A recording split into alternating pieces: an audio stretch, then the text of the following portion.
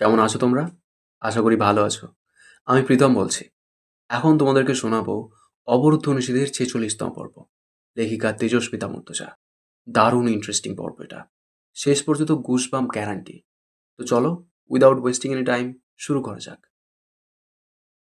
হামজা বেরোবার সময় অন্তু ড্রয়িং রুমে ছিল। আজ একটা জিনিস খেয়াল করলো। হামজার ডান হাতের বৃদ্ধাঙ্গুলে ঠেলে ওঠা সেলাইয়ের দাগ খুব বেশি, যেন আঙুল কেটে পড়ে যাবার থেকে রক্ষা করতে কোনো সময় তাতে সেলাই দেওয়া হয়েছিল। জয় বেরিয়ে গেলে অন্তু রিমির ঘরে গেছিল। ওরা দুজন আজ রাতে ফিরবে বলে মনে হয় না। রিমি তখন উদ্ভ্রান্তের মতো বসা। অন্তুকে পেতেই গড় গড় করে সব বলে বোধহয় নিজের উপর চাপামারি বোঝাটা নামায়। অন্তু অনেকক্ষণ চুপচাপ বসেছিল। পুরো বাড়ি নিস্তব্ধ। নিচ থেকে লোহার ধাতব শব্দ আসছে ভেসে।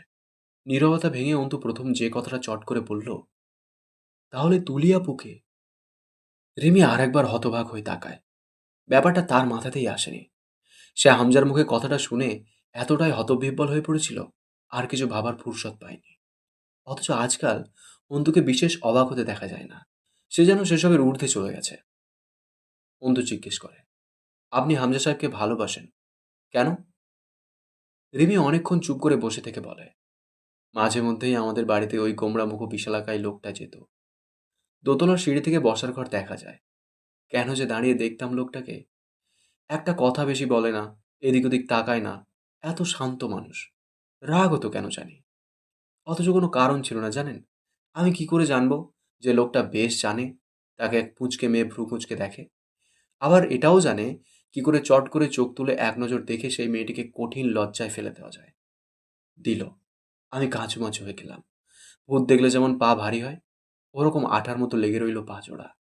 মাঝে মধ্যেই যেত। যখন ঝন্টু বাবাদের বাসায় যেত, আমি বাহানা করে যেতাম। অথচ এই কদিন এই গভীর জলের মাছ লোকটা কি করলো জানেন? কানা ঘোষা শুনলাম লোকটা প্রস্তাব দিয়েছে। বাড়ি শুদ্ধ কেউ রাজি না এত বড় ও গম্ভীর লোকের সাথে আমার বিয়ে দিতে। ঝন্টু বাবা আর মাঝার ভাই দিয়ে দিল। আমি না করিনি।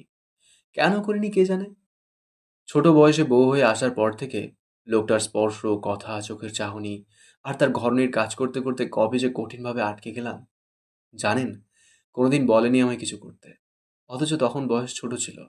একটা তাগড়া পুরুষ যে আমার স্বামী, তার তোয়ালেটা লুঙ্গিটা এগিয়ে দেওয়ার মাঝে যে শিহরণ আছে, তাতে বুক কাঁপত। আমায় বলতো খাইয়ে দিতে। আমার ছোট্ট হাতের লোকমা লোকটার মুখে তুলে দেওয়ার সময় শিরা উপশিরায় যে আন্দোলন, ও আপনি বুঝবেন না আরবিন। লোকটা বাইরে গেলে অপেক্ষা করা, মুরগির বাচ্চার মতো তার বিশাল বুকের কোটরে গুটিসুটি মেরে শুয়ে থাকা, তার পছন্দের রান্না করাটা, তার ছোট ছোট ধমক। রিমি হু হু করে কেঁদে ওঠে। অন্তর বুক হাঁসফাঁস লাগছিল। অস্থির সে কত রকমই তো হয়েছে। এরকম অস্থিরতা নয় সেগুলো, বিষাক্ত অস্থিরতা। সে বুঝবে না এগুলো। রিমি বলল, ঠিকই তো। এসব সে কেন বুঝবে? জয় আর তার মাঝে হতে পারে বিয়ের খোঁতপাপড়ের শরীয়ত মতে বিয়ে তো হয়েছিল। জয়ের খিদে পেলে কাছেও টেনে নেয় জোর জবরদস্তি করে। তবে এইসব তো নেই তাদের মাঝে। অন্তু রিমিকে কান্নারত দেখে উঠে গিয়ে জানলার ধারে দাঁড়ায়। ঈশার নামাজ পড়ে মুসল্লিরা বেরোচ্ছে মসজিদ থেকে। অন্তু উদাস চোখে চেয়ে থাকে আলো আঁধারের গোধূলিতে। জয়কে নিয়ে তার কেবল কৌতূহল আছে। আর আছে মহাবিশ্বের মতো বিস্তৃত এক বিশ্ব ঘেন্না। লোকটা ভালোবাসতে জানে কিনা জানে না অন্তু, কারণ সে সুযোগ দেয়নি। তবুও জানে জয় অন্তুর ওপর শুরু থেকেই উদার। নয়তো অন্তুর গোটা বংশ নির্বংশ করতে বাধা কোথায় জয়ের? সুযোগ দেওয়া উচিত। একটু মায়ায় পড়া উচিত জয়ের। অনেকটা পড়লেও দোষ নেই। একবার জয়ের বেঁচে থাকার, জগৎ সংসারে নিজেকে নিযুক্ত করার, অথবা স্নেহ ভালোবাসার হাহাকারে ভিজে ওঠা উচিত। সে জয়কে আবিষ্কার করতে চায়, তারপর বিচার করতে চায়। তুলির ঘরে গিয়ে অন্তু তুলিকে জিজ্ঞেস করে, আপনার সাথে এ বাড়ির সম্পর্ক কি? তুলি হাসে। বের করে দেবে আমায়? ইচ্ছে অধিকার কোনোটাই নেই। জানতে চাই। জেনে কি? না জেনেও কিছু নয়, তবু জানা ভালো। আব্বুর অবৈধ মেয়ে। অন্তু চোখ বোঝে। এটা বাড়ি না ডাস্টবিন।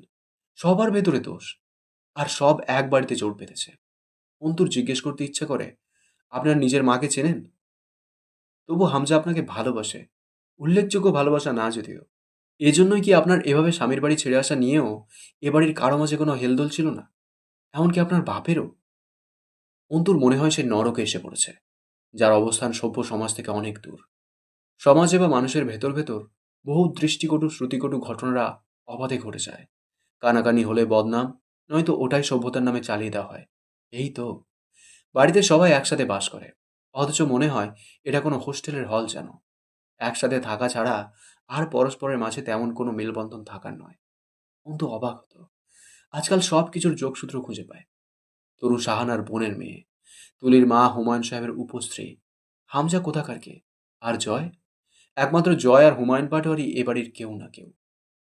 রাত 11টার পর ওয়ার্কশপ বন্ধ হয়ে যায়। অন্তু বারান্দা থেকে দেখে সব আলো নিভিয়ে সশব্দে শাটার ডাউন করে যে যার মতো বিদায় নিচ্ছে কর্মচারীরা। মাঝরাত হয়ে আসে। অন্তু নামাজ পড়ে, এদিক ওদিক পায়চারি করে। রাত 1টার দিকে চাবিটা বের করে নিয়ে রিমির কাছে যায়। রিমির মানসিকতা বিধ্বস্ত, তা সত্ত্বেও অন্তু বলে, চলুন, ঘরটা দেখে আসি। খুব একটা ভালো লাগবে না আপনার ওখানে গিয়ে? খুব খারাপ কিছু? ভালোও না? তাহলে তো যাওয়াই যায়। বুঝবেন না কিছু। কৌতূহল বসে জিজ্ঞেস করবেন জয় ভাইয়াকে, এরপর হাঙ্গামা হবে আবার। আবার ঝামেলা হবে। হবে না। আমি আর নাক গলাবো না। শুধু দেখব। দরকার পড়লে আপনি বুঝিয়ে দেবেন। আমি নিজেও জানি না কিছুই। তরু তুলির ঘরের দরজা আটকানো। শুয়েছে ওরা। দুজন যায় চুপচাপ। রেবি লম্বা বারান্দার শেষ প্রান্তে স্টোর রুমের ডান পাশে দাঁড়ায়।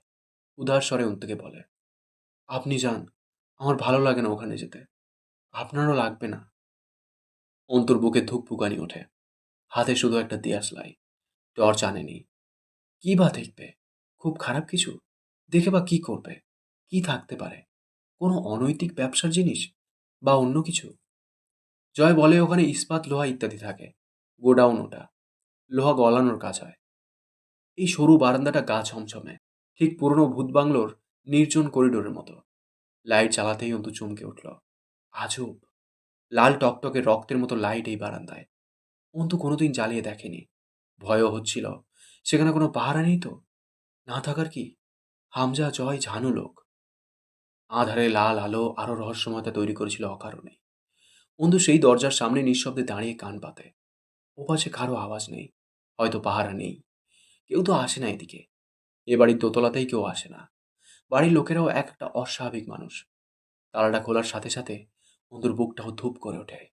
আস্তে আস্তে দরজা ঠেলে সে। চোখ ধাঁধিয়ে যায়। কবরের মতো অন্ধকার। আন্দাজ করা যায় না সামনে আদৌ কি আছে। হাত বাড়ায়, টের পাওয়ার চেষ্টা করে তার সামনে কিছু আছে কিনা। আশ্চর্য, পেছনের লাল আলো এক রত্তিও এই দরজার ওপারের অন্ধকার কাটাতে সাহায্য করছে না। অন্তুর এত বুক কাঁপছে কেন? সে বোঝে না। নিজেকে ধমক দেয় একটা। সামান্য কাল গর্ভের মতো অন্ধকার।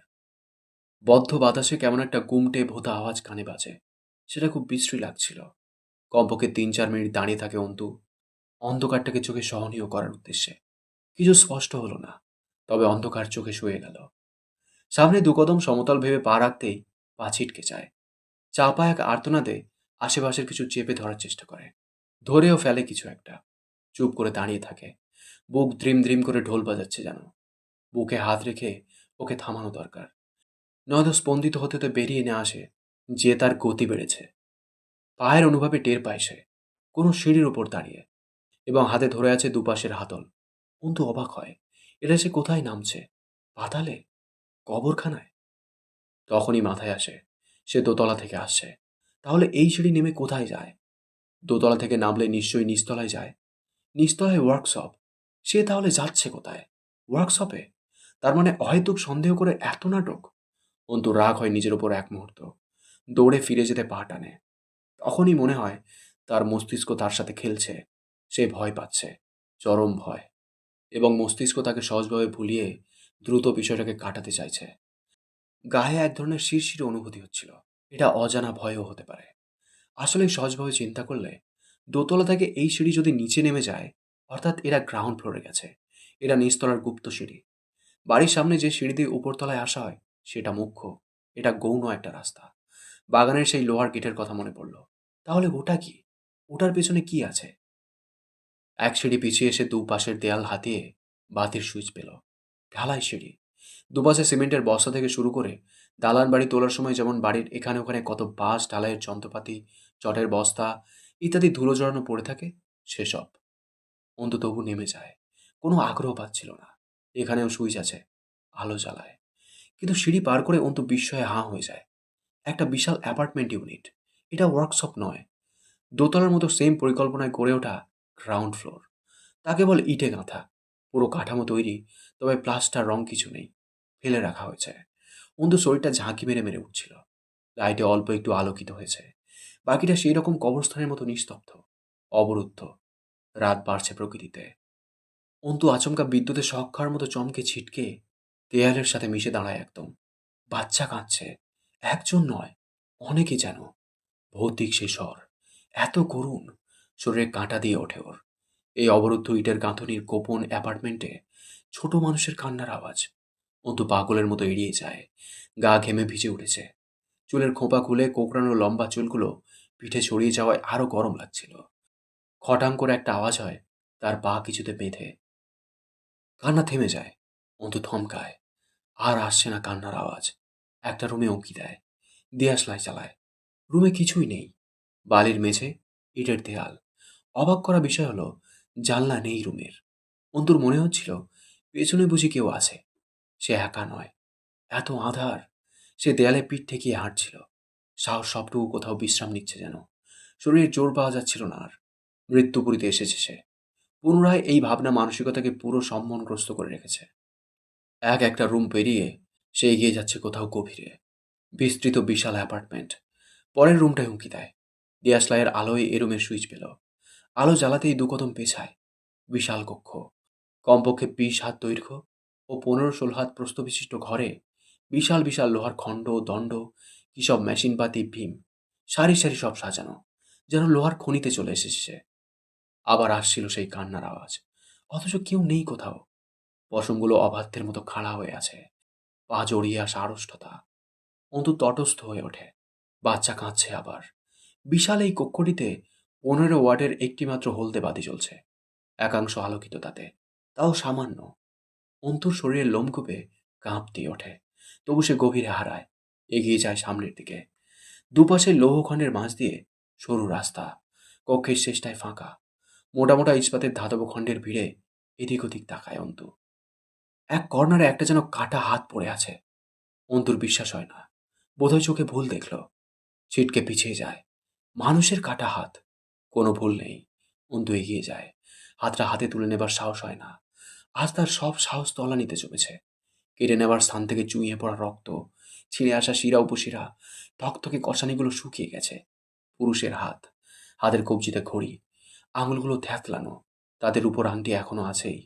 অন্তুর বমি আসে, চোখ দুটো ঘোলা হয়ে ওঠে। সে কল্পনা করে জীবন্ত অবস্থায় এই বিশালাকায় লোহার পাতের উপর কারো হাত রেখে হাতুড়ি দিয়ে আঙুলের অস্থিসন্ধিগুলো ছুটিয়ে দেওয়া হয়েছে। এভাবে হাতটাকে থ্যাতলানো হয়েছে। লোকটা কতটা চিৎকার করেছিল! করেনি বোধহয়। কাপড় কুঁজে দেওয়া যায় মুখে, অথবা এই বদ্ধ ঘর ছেড়ে আওয়াজ দোতলায় কেন উঠবে? অন্তু উঠে দাঁড়ানোর শক্তি পায় না। সে মার্ডার তো দেখেছে। হামজা সীমান্তকে মেরেছে, আগন্তুক হুমায়ুন পাটোয়ারিকে মেরেছে। তখন কষ্ট হয়নি। কারণ কি? ওই দুই ভিকটিমের পাপ গাঢ় ছিল তাই? এই কাটা হাতের মালিকের পাপ থাকতে পারে না? অন্তু ওঠে কোনো মতে। কয়েক পা এগোতেই বিকট দুর্গন্ধে মাথাটা ঘুরে আসে। এত বিশ্রী গন্ধ কিসের? অন্তু হতবাক হয়ে চেয়ে থাকে। লোহা গলানোর বিশাল বিশাল অনেকগুলো চুল্লি। বাইরে থেকে ওয়ার্কশপকে এতটাও বড় লাগে না, যতটা এখানকার যোগান। তা বড়, তবে এতটা না বোধ হয়। আশপাশে বিভিন্ন ধরনের ফ্রেম ও যন্ত্রপাতি পড়ে আছে। ফ্রেমগুলো অস্ত্রের। ধাতব গলন ঢেলে লৌহ অস্ত্র বানানো হয় সেসবে। তার পাশেই গলিত মাংসপিণ্ড, মানুষের দেহ, থকথকে জেলির মতো পড়ে আছে। মানব দেহের আকার নেই সেসবে। অন্তু শক্ত করে নাক চেপে ধরে ওড়নায়। তাতে শ্বাস আটকে আসে। তবু গলিত মাংস পচার গন্ধ নাকে মুখে ঢুকছে।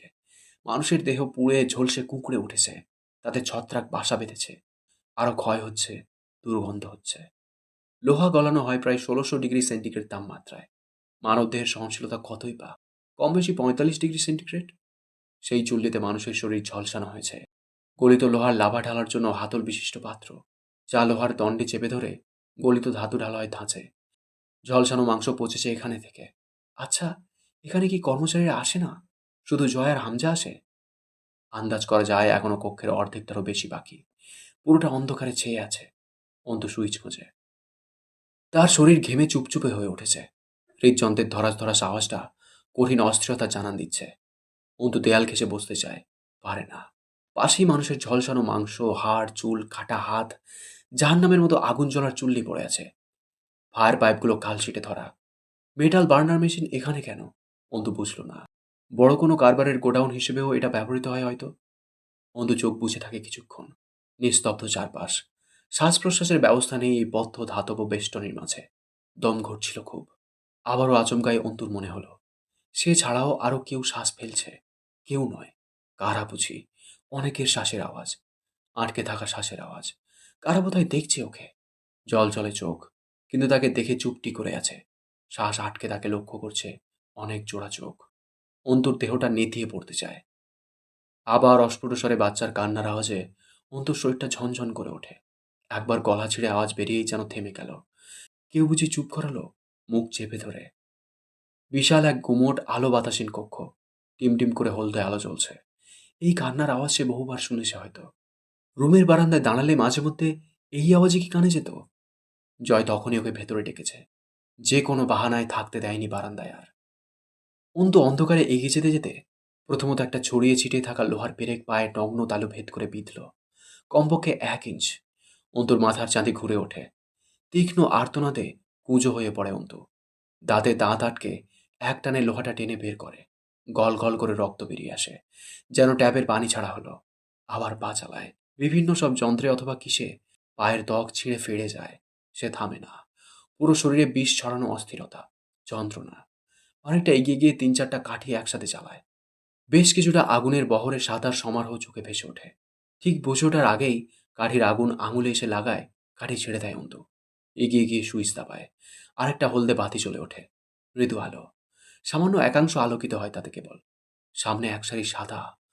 অন্তু চুপচাপ চেয়ে থাকে শুধু সামনের দিকে। পালা ধরা মানুষ। তারা সব ছোট মানুষ। 5 বছর থেকে শুরু করে বয়স। সর্বোচ্চ বছর 15 বেশি নয় একটারও বয়স। গায়ে সাদা পাঞ্জাবি সবগুলোর। মাথায় টুপি। 5 কলির কওমি মাদ্রাসার টুপি পরা। জরা জীর্ণ হয়ে আছে সবগুলো। অন্তুকে দেখেই তারা সমস্বরে চেঁচিয়ে উঠে আরো জড়িয়ে বসে। এখানেও বড়গুলো ছোট কয়েকজনের মুখ চেপে ধরে আছে। কাঁদতে দিচ্ছে না। চোখে মুখে কিসের ভয়? পিপাসা, ক্ষুধা, আতঙ্ক, কাতরতা। সে কি নিদারুণ অসহায়ত্ব। ছোট্ট ছোট্ট মানুষরা এই মৃত্যুপুরীতে কি করছে? তারা বিস্ফোরিত চোখে দেখে। রোজ যে নারীটি তাদের 24 ঘন্টায় একবার খাবার দিতে আসে, সে নয়। এ তো অন্য কেউ। কে? রানী গোলাপি লম্বা কামিজের সাথে চওড়া একটা হালকা গোলাপি ওড়না চড়ানো শরীরে, হাতে দেয়াশলাই। ঘামে ভেজা মুখটা দেখে আন্দাজ করা যাচ্ছিল না ভেতরটা। অথচ চেহারাটা প্রথম দেখায় সুন্দরী সুন্দরী বলে ওঠার মতো। চোখ দুটো গভীর। গণপাপড়ির অলস ছাপনাটিতে আত্মবিশ্বাস, অল্প বিস্ময়, কিছুটা হতাশা। ওরা আরো জড়িয়ে বসে। আরো জড়সড় হয়ে। ছোটগুলোর চোখের পানি শুকায়নি।